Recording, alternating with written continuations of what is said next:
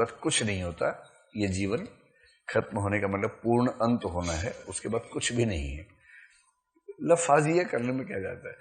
Sir जब कोई बहुत निकट के व्यक्ति मरता है ना, तो व्यक्ति झेल नहीं पाता, उसका मन करता है कि किसी न किसी रूप में वो हो, ताकि मैं अपने इमोशंस कन्वे कर सकूं। वो उस व्यक्ति की आत्मा बची उसके हित में नहीं है, जो रह गया उसके हित में है कि आत्मा हो, ताकि वो अपने इमोशंस को किसी तरह से संतुष्ट कर सके। इतना ही मामला है, उससे ज्यादा मामला है नहीं। बाकी भूत प्रेत होते होंगे, हमने देखा नहीं कभी, शहर में आते भी नहीं, गांव में ज्यादा रहते हैं, है ना। आप में से किसी ने साक्षात भूत प्रेत देखा है कभी? देखा या महसूस किया, मतलब कुछ ऐसा एकदम साक्षात नहीं देखा ना, तब ठीक है। आपने देखा है? मतलब वैसे तो मैं 500 रोज देखता हूं। सच वाला कह रहे हैं? चलो क्लास के बाद समझाना मुझे क्या कर रहा है। ये कहाँ की बात है? राजस्थान। बालाजी? क्योंकि बालाजी एक जगह है जहां मैंने सुना है ये ज्यादा रहता है, भूत प्रेतों की राजधानी है बालाजी, वहां पर वहीं वो ज्यादा रहते हैं। चलिए होंगे, पता नहीं, मुझे आइडिया नहीं, मतलब मेरा आमना सामना कभी हुआ नहीं, तो मैं बड़ा क्यूरियस रहता हूं कि कैसे होते होंगे भूत प्रेत। तो दिखा था या महसूस हुआ था? दिखे थे, लेकिन वो तो चेतना है।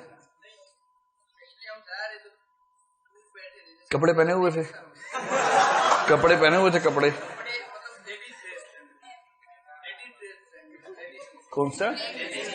लेडीज ड्रेस पहनी हुई थी, तो भूत नहीं होगी इसमें। हाँ हो सकता है, हो सकता है। आपने पत्थर फेंका, वो पीछे भागी, फिर हम जैसे घर के आसपास पहुंच गए थे, दौड़ते हुए पीछे, मतलब दोबारा दिखना बंद हो गया। आप जैसे घर पहुंचे, उल्टे पैर पड़े हुए। चलिए अभी इस बात को छोड़ देते हैं। इनका कहना यह है कि रास्ते में बैठी थी, लेडीज ड्रेस पहनी हुई थी, हम गए तो उन्होंने पत्थर मारे पीछे से। आपने मारे? इन्होंने पत्थर मारे, वो पीछे पीछे भागी। जब हम घर पहुंचे तो वो गायब हो गई। फिर हमने सुबह देखा कि उल्टे पैर बने हुए थे, तो वापस गई होंगी ना। आते टाइम उल्टे पैर बने हुए थे और जाते टाइम सीधे बने, वो मिट गया। तो हवा चली होगी, मिट गया हो, ऐसा क्या? पक्का भरोसा आपको भूत? उसके बाद ट्राई किया फिर से आपने कभी? अरे कोई गांव की औरत होगी, बीड़ी बीड़ी पीने के लिए आ गई होगी वहां पर। हो सकता है, चलो हो सकता है। भगवान करे भूत नहीं ही हो, ताकि आपका विश्वास कायम रहे। आपने भी देखा है? चलो इससे बाद में बात करेंगे। एक दार्शनिक का नाम केवल बता के बात खत्म कर रहा हूं, उसका नाम है एजे एयर। बहुत बहुत बड़ा दार्शनिक है एजे एयर। उससे किसी ने कहा कि भाई भगवान होता है, उसने कहा मैं नहीं मानता। उसने कहा कि मैंने देखा है सपने में, मैंने साक्षात एहसास किया है। तो उसने एक ही सवाल पूछा कि जब आपने पहली बार भगवान देखा साक्षात, तो पहचाना कैसे कि भगवान है? जैसे आपने एक ही बार देखा, पहचाना कैसे कि भूत नहीं है? आप किसी को पहचानेंगे तब जब पहले देखा होगा। सुन तो लो।